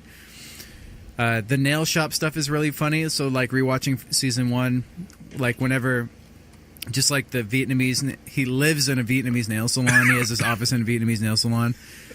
And like literally every time you okay over there? Need me to get a... Keep going. Need me to get a mint? Every time he has a conversation with the Vietnamese nail salon owner, she always like looks at him angrily and then walks away, like, and she's like uttering like Vietnamese, like, I'm sorry, like when someone's choking and do you need me to get a mint? Like, really? It's hilarious. I didn't know you were choking. I'm gonna say that the next time someone's like uncontrollably coughing. Like, what? Are you okay? Do you need me to get you a mint? It's like, what? Because I'm choking because I have bad breath. It turned it into laughter. Well, no, that was the end of it. I got went down the wrong tube. Or so you thought. You'll never know now. No, I do know. You'll never I just said. Ever know. You can't say anything about it now. Did you ever watch Fargo TV show? Absolutely, yeah. Fargo. So you saw Bob Odenkirk there, season 1 as well. Season 2, I also saw, and my favorite part. I've only watched season 2 one time. Okay, so there's probably a ton of shit that I missed. Yeah, I mean, the way from the sounds of it, it seems like you. Well, I mean, because you don't just watch it, right? Don't patronize me right now. You don't just watch it, right? You're doing other things while it's on, right? And I think that's probably why you miss so much. Not always. No. A lot of times I'll start it and I'll be doing 2 things, and then I'll go and I'll lay down and I'll watch on my TV. That's usually what I do. So you miss a ton of stuff in the first 10 minutes or so. Yeah. All right. So it happens in the first 10 minutes, I'm fucked. My favorite scene that I remember from Fargo of both seasons is with Nick Offerman, and he gives he's the lawyer, and he gives like the lawyer speech about freedom and liberty outside, like he's like really drunk or whatever, and he shows up. I need to rewatch that again. Thank you for reminding me. But that's another TV show that TV shows are so much better than movies now. Like it feels like to me, and I don't mean to. I don't know how you feel about this, but it feels like movies are sort of a dying art form. Like the you need to cram everything into an hour and 45 minutes. It's so unappealing to me. Like all the movies that I've seen that came out last year, or I'm trying to think of some of the ones. Spotlight, Zoolander 2 was a big one. Those came both out. are horrible movies. Or maybe it came out a couple months ago. I don't even know. Yeah, well, Spotlight's not horrible. Spotlight's about the... It's bad. I haven't seen it. What's Spotlight about? It's bad. See, you don't even know. See, it doesn't matter. You don't even remember you saw it. No, I was asking you what it's about. Don't care. It's about the church and the whole uncovering that the church in Boston raped I can talk everybody. about some movies. So, first off, Well, hold on. What I was getting to, but we can do that. We can go down that road, but we're doing TV reviews right now. we're going down the road. You're taking us down the road right now. I just want to say that, so TV specifically, I feel like is a much more being able to have an artist or, a team of people express themselves over 10 hours worth of time, and then the possibility for a sequel a year later is way more appealing to a consumer or somebody who enjoys that show. Like if I watch it and I enjoy it, and I then find out a month later that I'm getting more of that next year, that's really enjoyable to me. Whereas movies, it's like they have to, via editing and quick editing and get everything into this 2-hour time frame most of the time. It's more like 3 hours 145. now. That depends. For Lord of the Rings, maybe, but most movies are like an hour. I think the average is like an hour and... What is the average? I mean, Like if an you're hour and 45 averaging minutes? of all time, Minutes? sure. But it's like most Oscar winners that come out or ones that are nominated for Oscars, they're like over 2 hours. Like I don't think a lot of most. blockbusters are 2 hours or more. Well, I get what you're saying, like Inception, or a lot of these other movies like that. Like right? all of the Marvel movies that are coming out are over 2 hours. Like these huge Well, movies. look at Deadpool. Deadpool won everything and has the best thing, best reviews of all time, and it's like an hour and 40 minutes. Yeah. So I'm just saying, I get what you're saying. Comedies usually are shorter. It's going to be about probably the average. They're usually going to hit the average, but I tend to like movies that are longer, and I think there's a paradigm shift happening right now where people are tending to like content that's longer, whether it's 3 hours or 10 episodes of 1 hour episodes. I don't know, but I definitely feel like the ability to binge watch now lends itself to, man, you should be doing these 10-hour kind of episodic adventures instead of your 1 hour and 45-minute highly edited action movie, which will always kind of have its place, I guess, but in the grand scheme of things, it seems to be kind of going by the wayside or becoming less popular over time.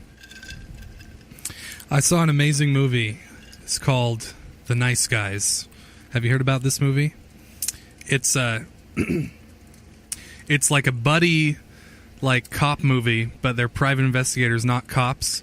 Written and directed by Shane Black, who is the writer of Lethal Weapon, that invented the genre of the buddy cop action comedy movie, right? He would never say that. He did. He was on Doug Loves Movies. Doug said it, and he didn't say, I would never say that. He said, pretty much. There's probably some Japanese filmmaker from the early 1900s that invented it. Yeah, those early 1900s films. Well, I just think about all of the commentaries I've seen with Quentin Tarantino, and Quentin Tarantino, who apparently has seen every single movie that you can see. He's a douche, and though. He can quote yeah, I took that from this filmmaker who in years ago invented the thing that he's sort of borrowing from. But that was what I meant as a joke. The Nice Guys, you were saying. Buddy Cop, Lethal Weapon. So it's got Russell Crowe and Ryan Gosling, and it's Is it like True Detective? No. It's an action comedy. So no, it's not like True Detective. It's really great. It's everything that you would want. It's like the feeling of watching the original Lethal Weapon. I think the best that you could get. It's a return to form for that type of movie, and makes sense. It's such a perfect balance of action and funny moments and good story and suspense that it's obviously this is this guy's bread and butter, and it's right. He's only been getting better at doing what he does since Lethal Weapon. No one went to see it in the theater, which is kind of unfortunate because that's what I'm saying. They set themselves up for a sequel really well, but I don't think they're going to get one. But it's a really good movie. I highly recommend it. Anyone that wants a fun, good movie to watch that's just great in so many ways, and I watched it alone in my dark room on my computer, like I watch all movies and all content, and it made me laugh out loud multiple times, which when you're sitting alone watching something without anyone else and you laugh out loud, that's saying something. Okay. The Hateful Eight kind of had that effect on me. Did you see that? You watched The Hateful Eight? Oh, yes, I did. It's I think it's Tarantino. Yeah, it's Tarantino. It's his latest. Yeah. I enjoyed it. It was Only funny. Had some funny stuff to it. Yeah, it was okay. Only thing I don't like about it, it doesn't have any of the rewatchability that a lot of Tarantino's movies have. Yeah. It was also I don't know about that. I don't. It was really. Well, the reason I disagree with that, well, hold on. So specifically what you said I don't disagree with, where it doesn't have a lot of the rewatch. It does have rewatchability. I don't think so. I watched it again and... Well, you probably missed some stuff because you were doing something else. No, the problem is so by the end of it you learn the whodunit and you know the secrets. So then you're rewatching it and you're trying to make sure that everything lines up as it should have, based on what you... I don't want to spoil the movie. It's good. Yeah, it was good, but it was just well, that's what I'm saying. The movies in 2015 weren't really that great. I thought there was a lot of good ones. The Nice Guys, is that a current movie, 2016? It was in theaters, it might be in second-run theaters right now, but it was really it was such screaming in your face homage, which didn't really get me. Yeah. The Revenant, though, was really pretty fantastic. Revenant was pretty good. And hey, you mentioned natural light. That movie shot not a single light source used on that movie. Completely natural light. Yeah. Beautiful movie. Leo got the Oscar. Not finally. really any rewatchability in The Revenant, but I mean, you kind of get it. It's really immersive and stuff, and it's really intense. Yeah, with the acting is really good from our boy, the bad guy. What's his name? Is it Dolph? Or whoever. Tom Hardy. Tom Hardy, that's who I'm thinking anyway, I wasn't Dolph done with Lundgren. the Hateful Eight. Tom Hardy. The only thing, Hateful Eight, it's a bunch of people standing in a room talking to each other. It's like a movie like that hasn't been made in a really long time. Right? So 12 Angry Men. Yeah. 10 Cloverfield Lane, you see that? I did. Well, I skipped through 45 minutes of it because it was boring. But I watched it for the first time a couple weeks ago and it was okay. I don't really know what to say about it. It was okay.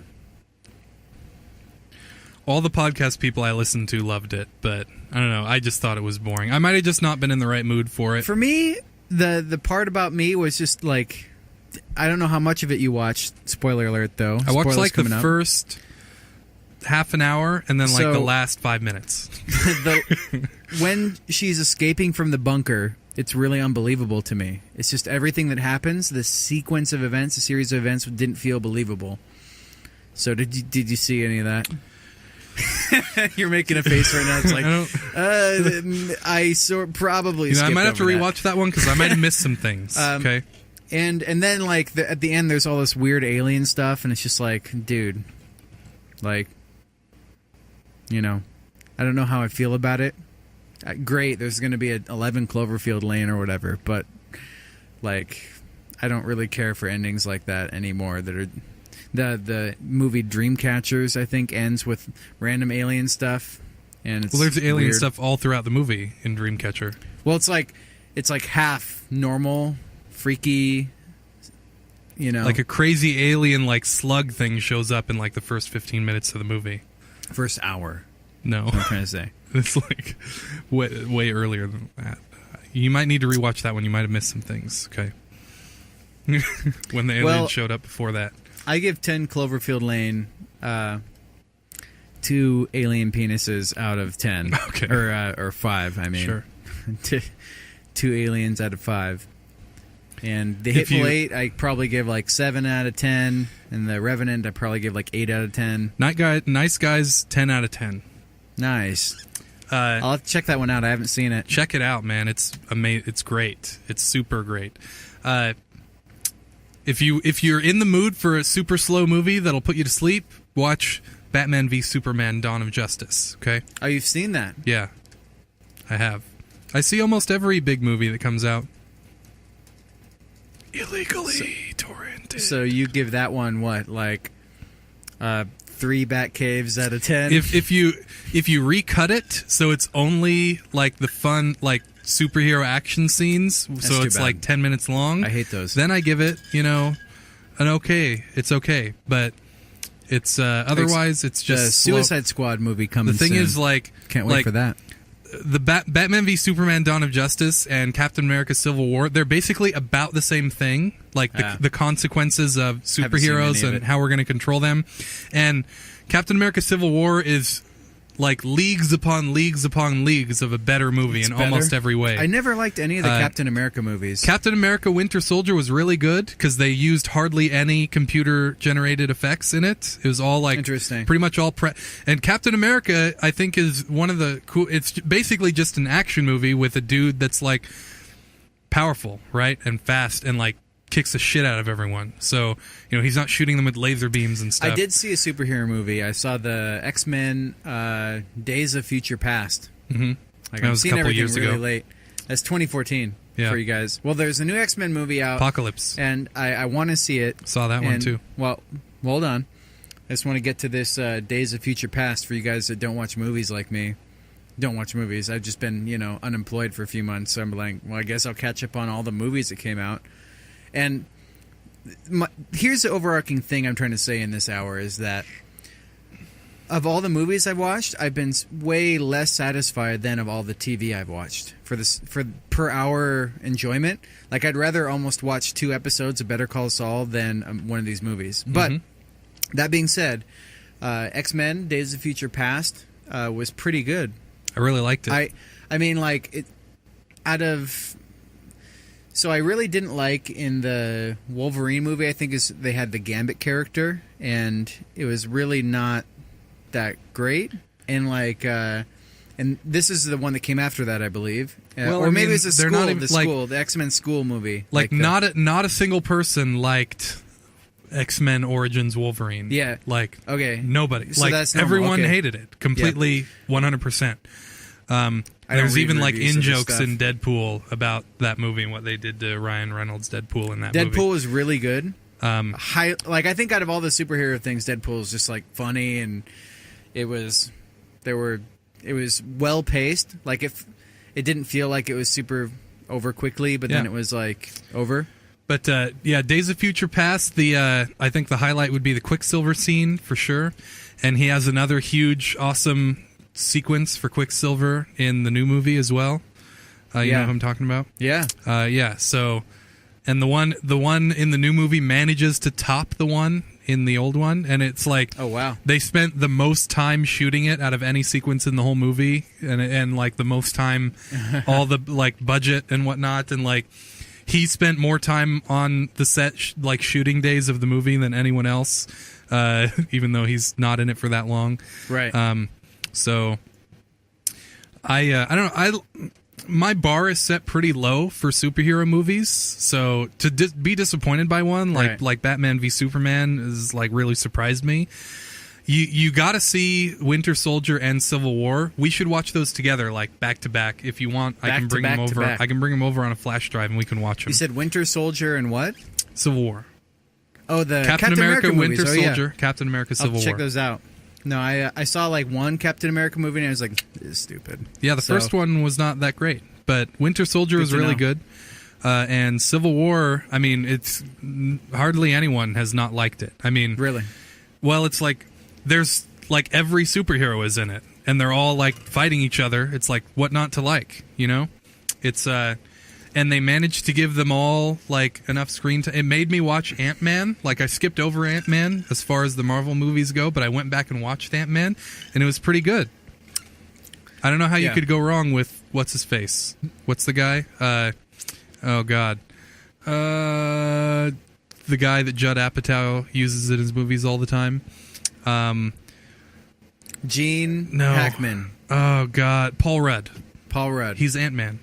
Oh, so, is he? Yeah. Really good. Super likable. See how much I know about movies? Yeah, you love Paul Rudd. Well, I mean, again, like, I think you kind of agree with me a little bit, though, about the TV versus movie thing. Like, it's sort of... Not really. So it's like, it's almost like tantric sex versus, like, normal sex. Well, I mean, I don't like... Have sex. You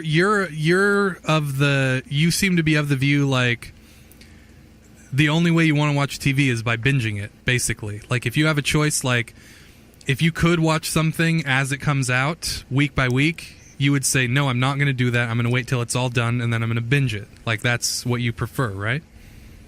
I've done that, but I don't know if I prefer it. I hate to phrase it like that, but that's the truth. I got to speak the truth to my people. What's the last show that you've watched, like, the episodes as they come out every week? Game of Thrones. Okay. That's it. That's it? But for Game of Thrones, I waited until it was like the last 3 weeks. I'm okay with that.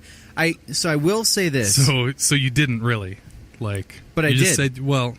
But I did. If you waited till the last 3 weeks, and then what? You downloaded the first 7 episodes, but then watched them a week apart from each other. First off, like, I have HBO, so what I do is I wait until it's almost over, and then I only have 4 weeks of that anticipation feeling, because I hate that feeling.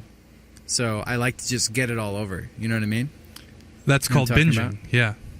It's basically what I'm... No, not you're binging. Agreeing basically with what I said. I don't watch it all in one sitting. I watch it, all the episodes are out, and I can watch 3 now, and 3 now, and 2 now, and then the last 2. So you know what I don't mean? see why you're not willing to agree over. with me, because you're basically saying... I didn't say I disagree with you. You're basically saying you really don't like... So true or false, you don't like having to wait a week between each episode. True or false? Like, not willing to comment? Okay. Wait. Hold on.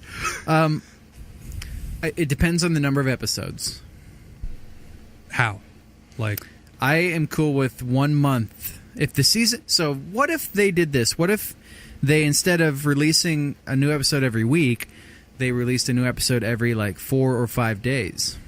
Kind of radical? Kind of weird. You're giving me that weird look right now where it's like, you're kind of weird, that's kind of weird. Well, you're sense. working so hard to make this as complicated in order to avoid having any sort of agreement with me. First of all, I'm just coming up with this on the spot. I'm not working at all. I'm just thinking to myself, there has to be some kind of change, I think. It's all about the market. I have a question. I have a question for you, okay? And so I'm trying to nail this down. So, what is the reason you can't oversimplify this? What is the reason that you want it to be only 4 or 5 days as opposed to 7 days? Because I'm cool with feeling suspenseful for 1 month, but not for 2 to 3 months, as most seasons tend to roll out over time. You understand what I'm saying? No. So 1 episode per week, 10 episode season, sometimes longer than that, and. So you crunch those 10 episodes down into 1 month.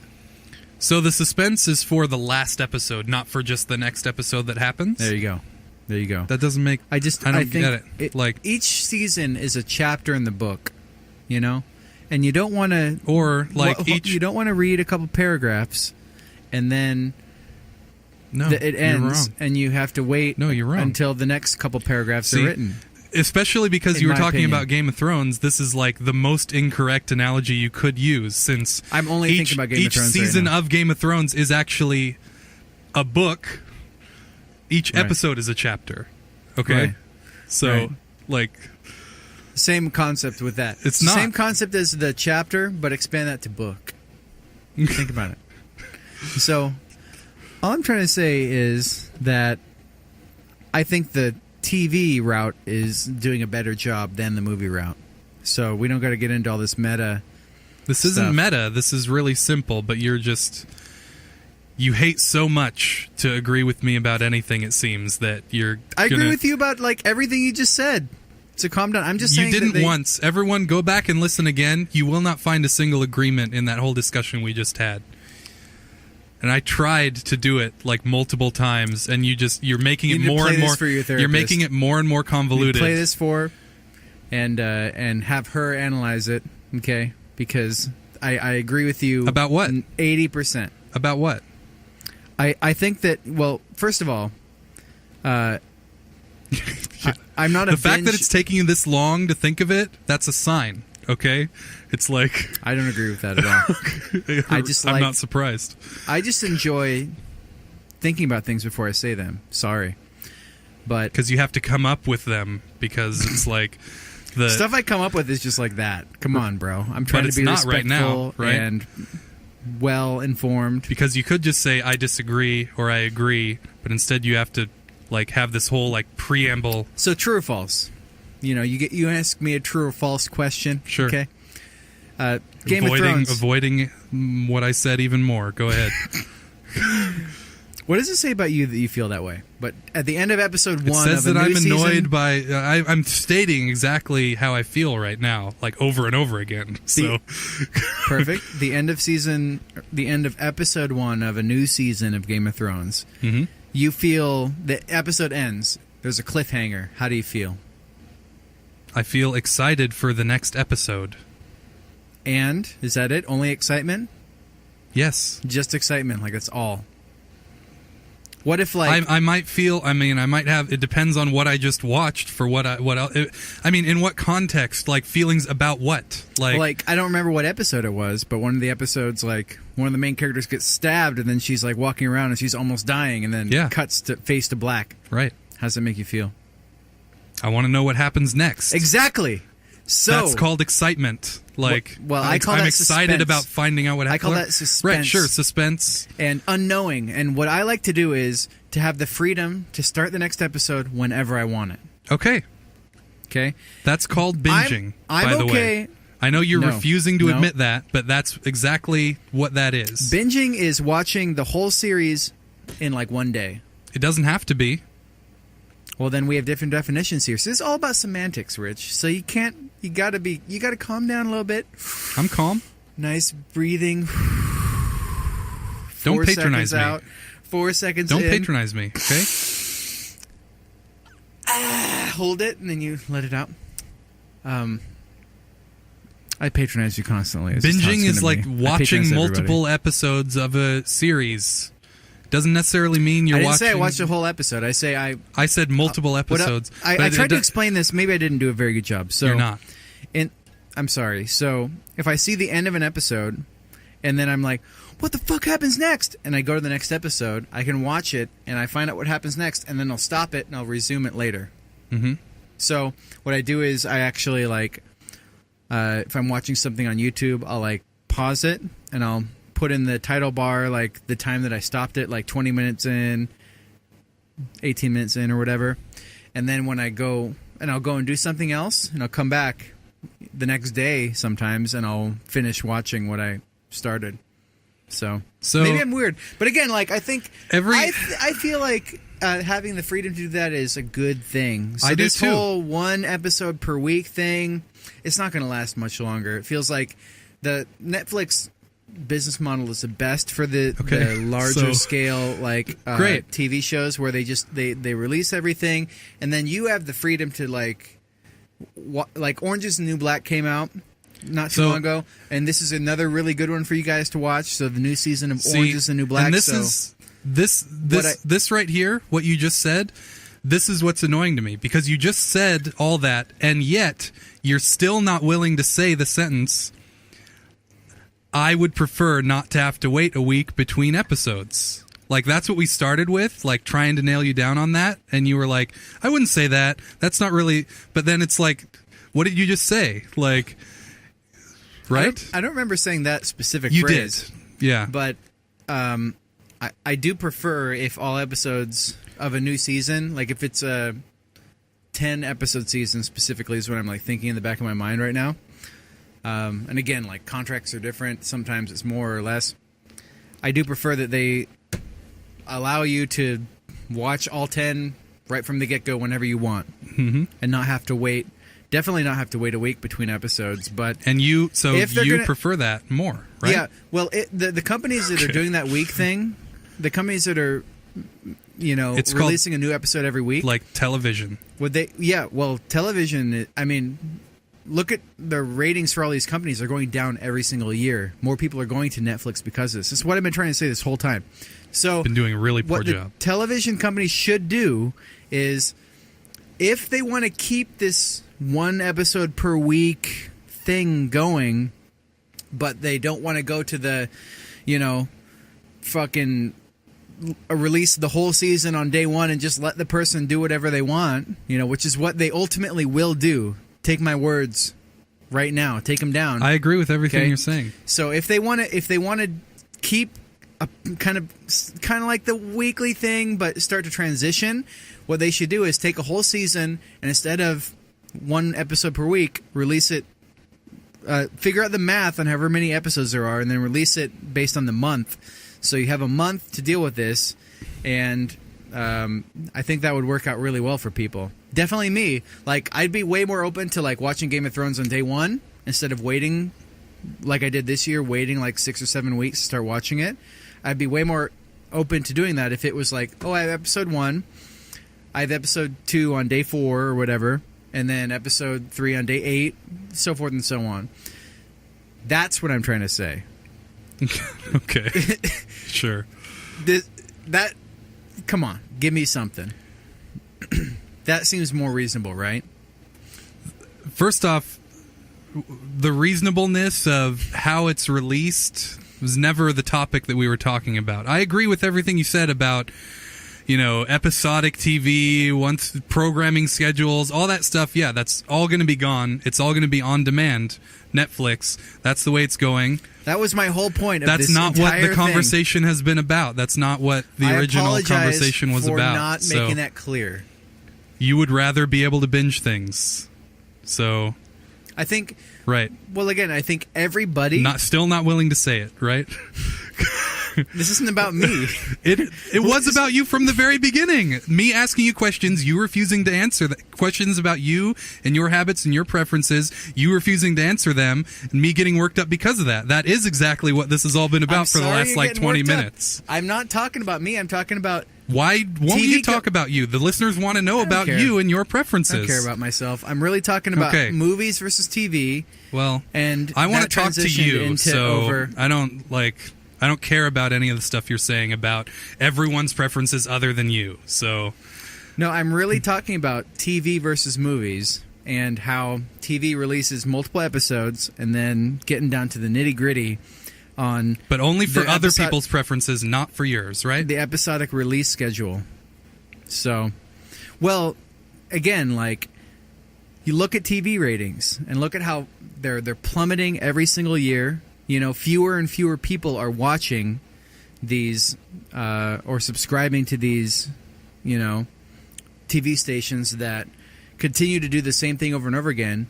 And it's very clear that people want to have the ability to download and watch as they please, whether it's binging or not. Again, I think binging has a really specific definition, and that is like you watch the whole thing in basically one sitting, which has never really worked for me. It's usually been like 3 or 4 sittings, which is, if you are able to do it in four sittings, that's what, 4 weeks worth of episodes versus 10 weeks worth of episodes. So that's kind of how I'm thinking in terms of, again, like if they were to release... At a 1 sitting per week rate? Yeah, that would make sense to me. But again, I don't think that'll make sense ultimately, but I think for now that makes sense, even for like, new bloods, people who aren't used to the current state of affairs when it comes to watching TV and movies. It's a complicated thing, right? It could take a long time. You've certainly made it very complicated. Well, it's a multifaceted thing, but again, the companies that are releasing all of the season at once, they're ahead of the game. They're ahead of the game. I forgot to mention earlier when we were talking about TV reviews. There's 2 things I forgot to mention. One is True Detective. So you were talking about buddy cop movies, and that reminded me of True Detective. If you guys watched True Detective, season 1 only. Have you seen True Detective? Yes. Season 2? Every episode. Do you agree or disagree? About what? Season 1 is like so much better than season 2. I'm not sure it's so much better. I think there's things to like about both. There's some pros and cons for you guys to consider. Anything else to say about it? I think it's good. I don't Season understand. 2 is horrible. Like in my opinion. I don't. It seems to me that like Too many characters. The reason that everyone gave for not liking season 2 was basically amounted to like no Woody Harrelson and no Really? what's the other guy?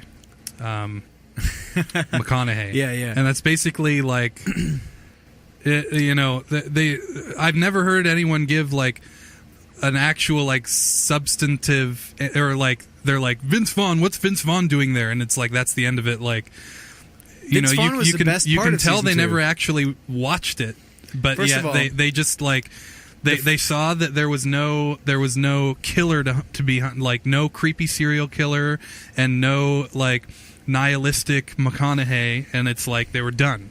Right? I don't think anyone really ever gave it a chance. I thought it was pretty good.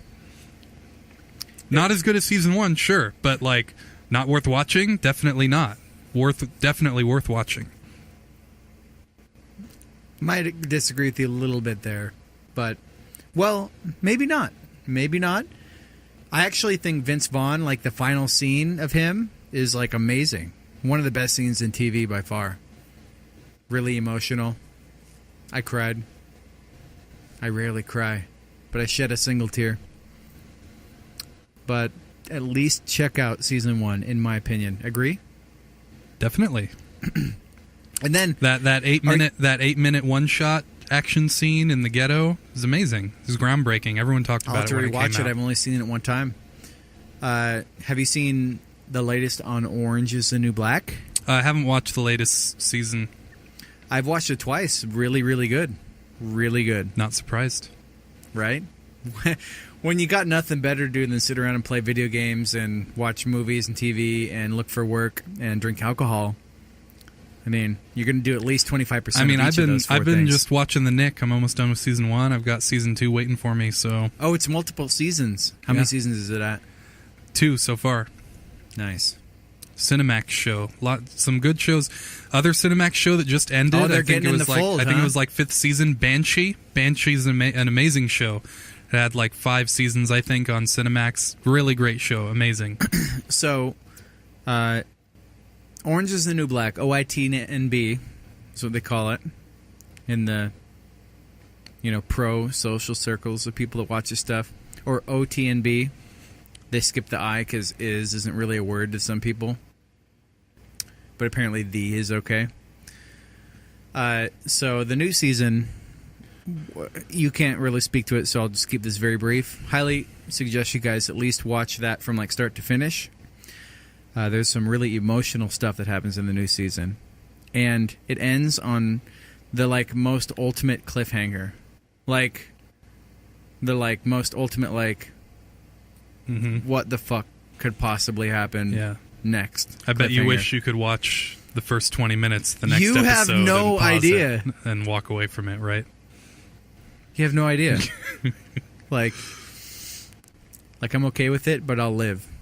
But that life that I live, it may not be quite as fulfilled as it would have otherwise been had I been born 10 years after this season has come out, and I can just watch the whole thing. Think about our future generations and like how amazing it's going to be for them.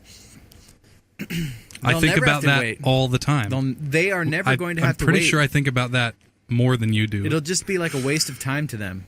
Like, I won't waste my time with that poppycock. And they'll be like, what's poppycock? That's not a word that's ever been used in our generation. Ever. So, man, that's a lot of Smarmviews on TV and movies. Mm-hmm. Almost a whole hour's worth. Getting everyone catched up on the pop culture. Is there anything we missed? Any TV or movies that we missed? I'm sure. I'm sure there is. We can't let that happen.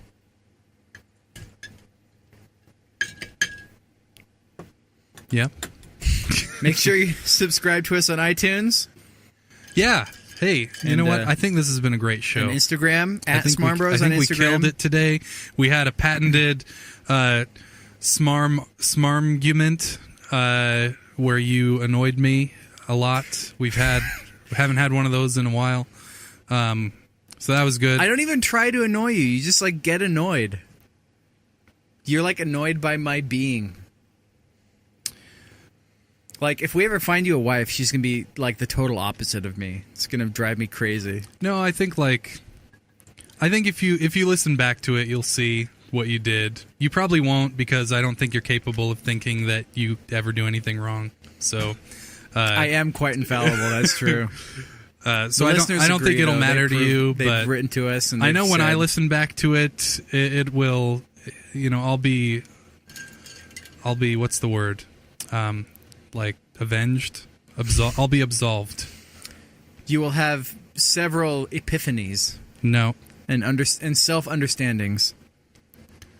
It's not about me. It's about you. Okay. Well, no. It's about us. It was about you. The bros. It was It's about never me. about me. No, it's it never was about you. It's about us. No, it's about us talking. Sometimes we talk about things about each other, which is what a lot of the show is about, actually. I don't see how you could argue that against that, but it was me trying to talk about you and get some insight into your brain, and you just like putting the shields up and like Relax. doing as much as you could to not let that happen. Which I just don't get, and it's annoying sometimes. You gotta- So thanks for joining us this week. You know what? You may get it. You may get it on the second listen. Right? Because maybe you were doing something else at the same time on this episode. I wasn't. I was fully present here with you. Fully, every day is quite a gift. Every hour is a gift. Somebody ever said that to you? How about every minute? It's a gift. Moment. Okay, let's start over. So we're going to end this thing. Are you ready to end it? Yep. Okay, let's end. So here's the things to do. So we talked about the Smarm Army. Smarmy. If you are one of the Smarmlitia, well, I don't like that. You don't want to use that. Smarm combat people. Smarmfantry. Waging Smarmhod against... No. Stop. Smarmfantry. Sub to us on iTunes. Write a review. Instagram at SmarmBros. Facebook SmarmBros. SmarmBros.com. We have an Amazon link. SmarmBros.com/Amazon. I am Jay Charles. Yep. And this is Rich. Thank you guys for tuning in. We will catch you around soon. And write to us. Show at SmarmBros.com. That's all I got. And I love each and every one of you. But not me. I don't know why. I was talking to the listeners.